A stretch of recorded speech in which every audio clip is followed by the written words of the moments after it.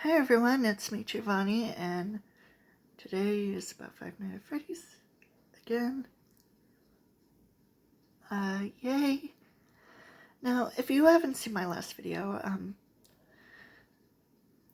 there were some theories that I saw, and some more kept popping up on both my phone and on my tablet, but I cannot be bothered with them. They're from YouTubers who I don't know and don't care about, and their YouTubes feel like complete nonsense. I mean, I don't want to be rude, but they just sounded, I don't know, unnecessary. So I just had to ignore them. Anyway, this video is specifically about Michael. So, Michael Afton was most likely born in the during the late 1960s or to the early 70s, but for me, I went with the late 1960s, specifically 1967. Michael has brown hair and blue eyes just like his father. He was the first child to William Afton and Mrs. Afton. When he was born, William neglected him, probably because he didn't want to have children in the first place. At least, that's what I think would have happened. And because of this neglect,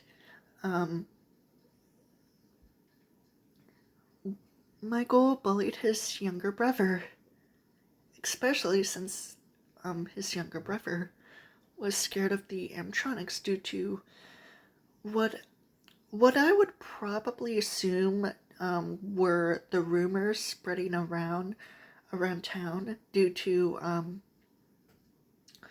employees being put into the spring-lock suits. I mean,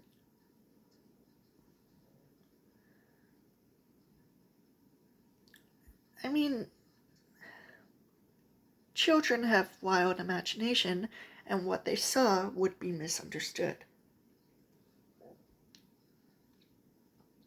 into those rumors. Anyway, during Michael killed his brother on his birthday during 1983 when Michael was only 16 years old, at least in my opinion. Michael felt terrible and would often run away to a lake where he would go fishing. Rye Toast's words, not mine.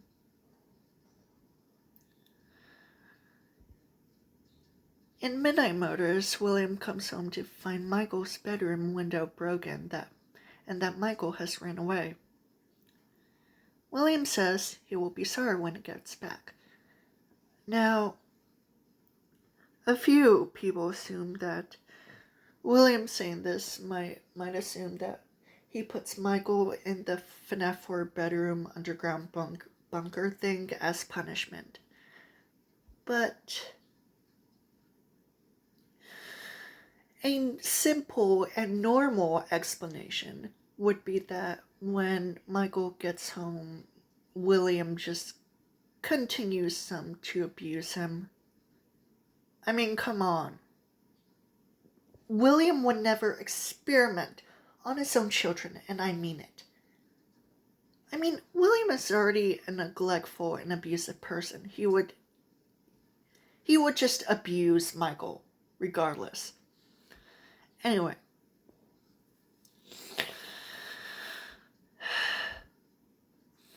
Michael Afton most likely worked as night guard at Freddy Fazbear's Pizza for investigation purposes due to Fazbear Entertainment not believing in him, making up excuses and lying. My God, my body. Their survival logbook, in my opinion, basically confirms Michael Afton is Mike Schmidt and also the Foxy Bro / the grandchild's older brother.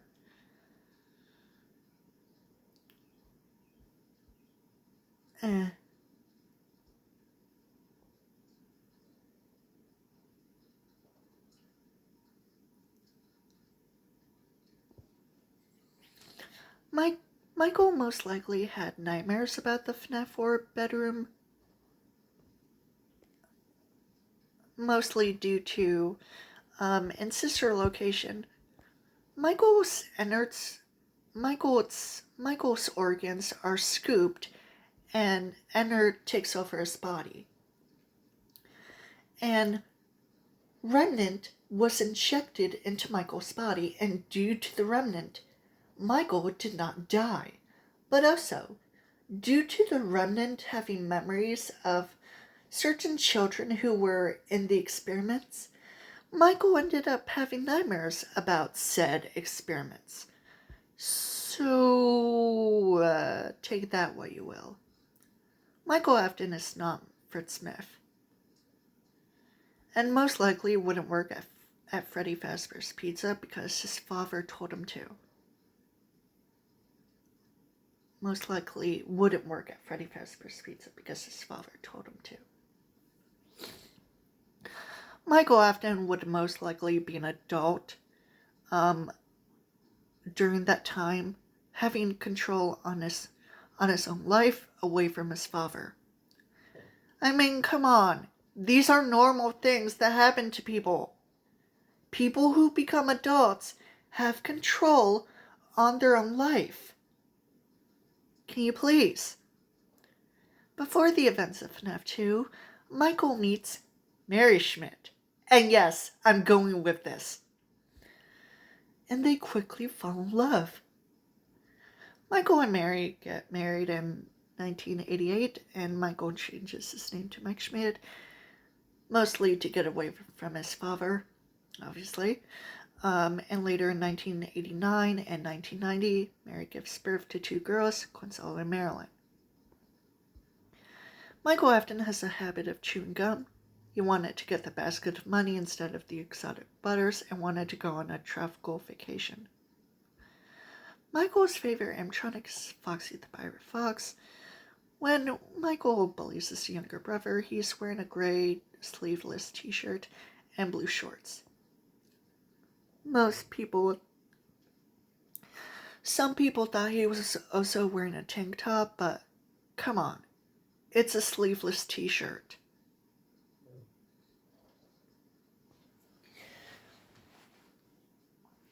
Now, as for Michael knowing about his father's actions, like the murders that William committed, I'm not sure if Michael knew about the murders, especially about Charlie's death. I mean, most likely not. But,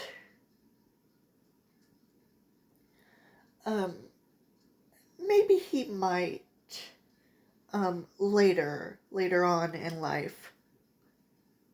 I mean, after all, his father is a psychopath, a narcissistic psychopath, and let's just say, due to the fact that William abuses Michael, Elizabeth, and the crime child to an extent, it probably wouldn't be out of the question if Michael knew about his father's murders, or at least some time. Anyway. Now, I want to make this very clear that not real name, not at all,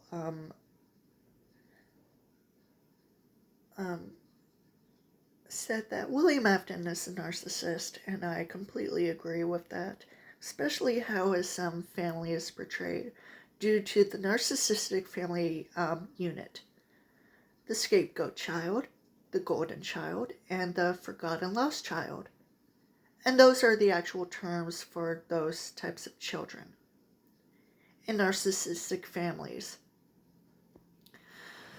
And if the crying child died before Charlie, then William Afton would not care about his child dying. He would most likely be disappointed because Michael would be a sort of disgrace, a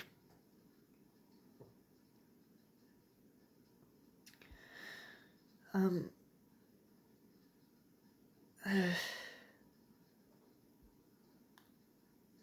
uh, just a bad kid.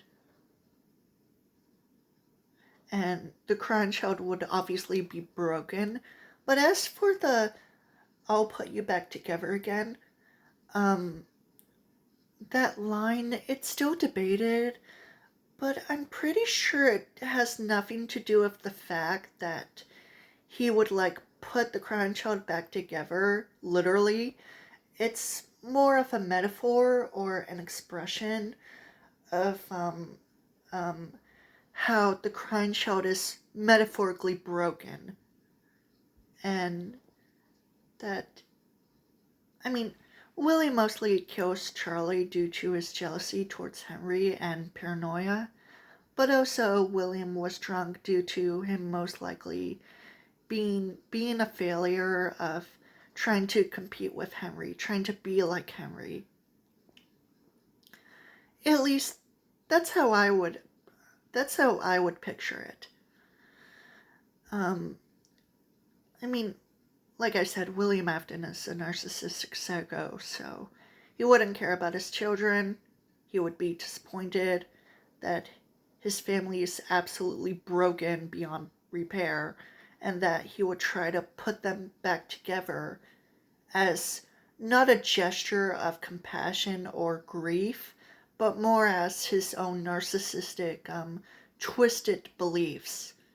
But he doesn't actually put them back together. He just does his own thing or something. It's weird. It's really weird. But he kills Charlie due to his jealousy and paranoia of Henry, and he makes robots to kill children, and he kills the missing children for experiment purposes. Uh, and even though originally, well, in the books, it confirms that William doesn't enjoy murdering people. He does find pleasure in what he's done, I guess. At least originally in the games, shown in the mini games, where he has this big smile on his face. Uh, eh, I mean, it's a little confusing, but I don't mind. I don't mind it. I mean, hey, if he doesn't enjoy murdering people but takes great pleasure in what he's done, then that's fine, I guess.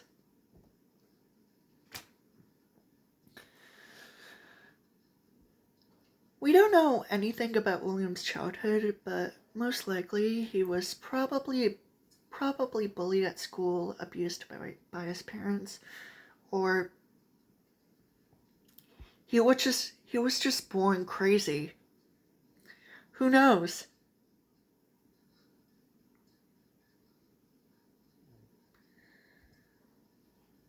Um,